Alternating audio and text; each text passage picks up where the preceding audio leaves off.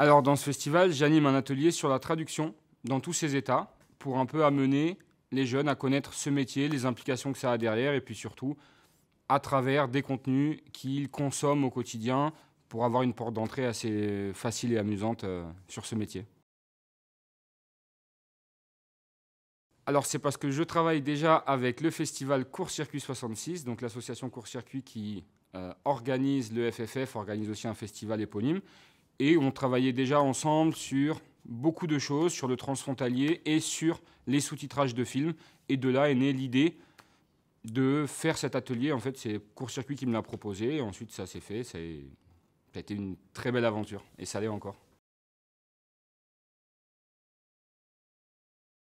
Exactement. Tous les sous-titrages de films du festival ont été réalisés par moi, mais également certains en français, puisqu'on a certains films qui arrivent déjà avec des sous-titrages. Mais quand ce n'est pas le cas, en fait, l'intégralité des films sont sous-titrés en français et ou en catalan.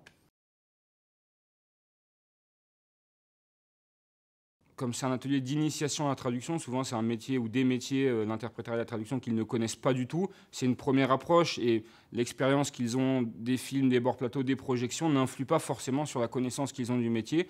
Et puis on ne parle pas forcément des films. Et par exemple, cette année, on ne les a même pas abordés. On est resté sur...